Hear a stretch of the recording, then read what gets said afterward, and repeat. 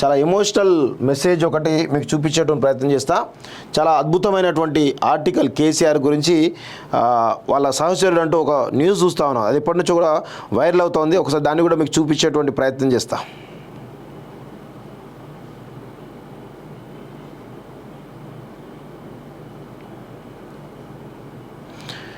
ఏమి సాధించావు మిత్రమా అంటూ ఒక ఉద్యమ సహచరుడు కేసీఆర్ తోటి తెలంగాణ ఉద్యమంలో పనిచేసి మోసపోయినటువంటి ఒక వ్యక్తి ఈరోజు రాసినటువంటి చాలా అద్భుతమైనటువంటి ఆర్టికల్ ఇది. ఒకసారి ఆర్టికల్ కూడా ఒకసారి మీకు చూపించే ప్రయత్నిస్తా. ఒకసారి జూమ్ చేసుకో.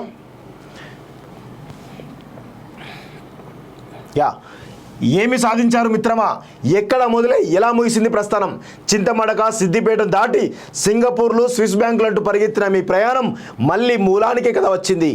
ఏవి ఆ మంగళ వాయిద్యాలు, ఏవి ఆ నీరాజనాలు, ఏవి ఆ రాజభోగాలు, మీ అడుగులకు మడులొత్తే మంది మాగదులేరి మీరేం చెప్పినా వహ్వాలు పలికే విదూషకులు ఏమయ్యారు.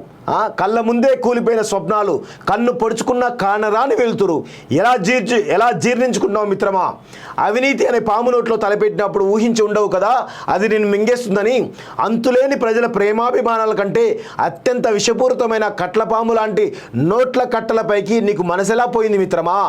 ఈ మధ్య మీరు చేస్తున్న సమీక్షలు పార్టీ పరిస్థితిని అంచనా వేస్తున్నట్లు లేదు, గతించిపోయిన మీ గతాన్ని తవ్వుకున్నట్టు ఉంది. అధికారాంతమును చూడవలే అయ్యగారి లీలలు అన్నట్టుగానే నీ మొహంలో ఆ మునుపటి కాంతులేవి మిత్రమా. నేలకు పడిపోయిన మీ ప్రతిష్టను తిరిగి నిలబెట్టుకోవడానికి తోడు కూడా లేక ఒంటరిగా తనలాడుతుంటే చూడలేకున్నాను స్నేహితుడా. అధికారం పోయి 100 రోజులు కాకముందే ఇన్నాళ్ళు మీ చుట్టూ చేరిన భజన బృందం, మీతో లాభపడిన హితులు సన్నిహితులు ఒక్కొక్కరు జారుకుంటున్నారని తెలిసినప్పుడు నాకే ఎంతో వేదన కలిగింది. ఇక నువ్వెంత మనోవేదన అనుభవించి ఉంటావు మిత్రమా. ఇప్పుడేరి ఆ హితులు స్నేహితులు కొందరు అప్పుడే మీరు తాత్కాలికంగా తమ పేరున పెట్టిన ఆస్తిపాస్తులను తిరిగి ఇవ్వడానికి మనసొప్పక వాటిని చక్కదిద్దుకునే పనిలో పడడం, మరికొందరు వారు ఇరుక్కోలేక మిమ్మల్ని ఇరికించి తప్పించుకోవాలని యోచించడం, ఇది కదా అసలైన జీవిత సత్యం. అధికారంలో ఉండి కూడబెట్టిన 1000 ఎకరాల భూముల కన్నా స్వగ్రామంలో మీ స్వార్జితం 8 ఎకరాలు ఎంతో విలువగా తోయడం లేదా. ఇప్పుడు ఉద్యమం చేస్తున్నప్పుడు ఇక్కడ నేను నా ముసలిది మాత్రమే ఉన్నాం, నా 2 పిల్లలు అమెరికాలో సెటిల్ అయ్యారు, నాకే స్వార్థం లేదు, నాకే పదవులు వద్దు, నేను తెలంగాణకు కాపలా కుక్కలా ఉంటాను అని ప్రమాణం చేస్తే అమాయకులైన తెలంగాణ జనం నమ్మి నిన్ను నాయకుని చేశారు. దళితుడిని ముఖ్యమంత్రి చేస్తానని చెప్తే నమ్మిన బడుగు జీవులు మీకోసం ఎన్ని త్యాగాలు చేశారో ఎప్పుడైనా లెక్క చూసుకున్నారా మిత్రమా. ఈ దగాకు ఏం పేరు పెడతారు, వారి త్యాగాలను ఏ త్రాసుతో కొలుస్తారు.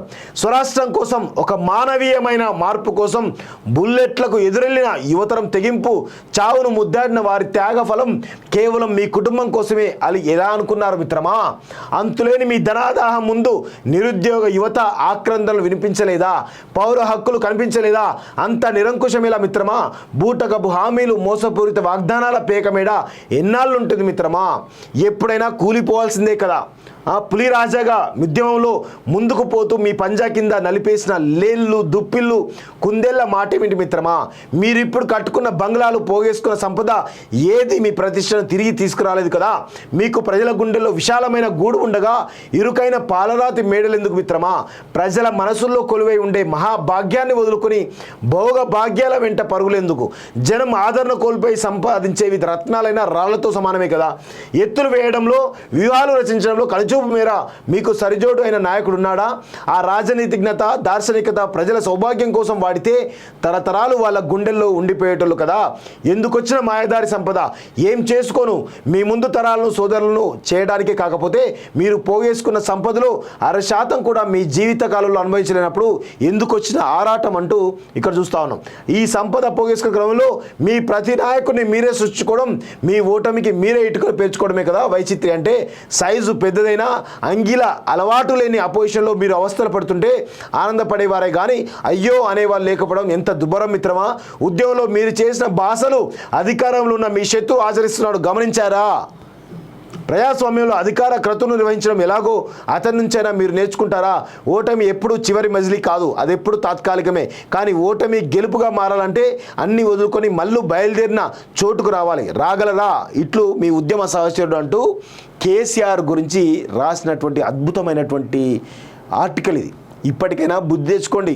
ఆ కల్వకుంట్ల కుటుంబంలో ఉన్నటువంటి వాళ్ళు ఎవరైతే ఉన్నారో ఇప్పటికైనా బుద్ధి తెచ్చుకొని ఈరోజు ముందుకెళ్ళాలి. అంతేగాని అసలు నాకు తెలిసి వాళ్ళు నమ్మే పరిస్థితి లేదు. కానీ కేసీఆర్కు కనిపింపు వచ్చేలా, కేసీఆర్కు బుద్ధి వచ్చేలా రాసినటువంటి ఆర్టికల్ నిజంగా అద్భుతమైన ఆర్టికల్. హ్యాట్స్ ఆఫ్ చెప్తున్నా రాష్ట్రం వారు ఎవరుతున్నారో ఆయనకైతే నేను హ్యాట్స్ ఆఫ్ చెప్పదలుచుకున్నాను. వాస్తవంగా చాలా అద్భుతమైన ఆర్టికల్ ఇది.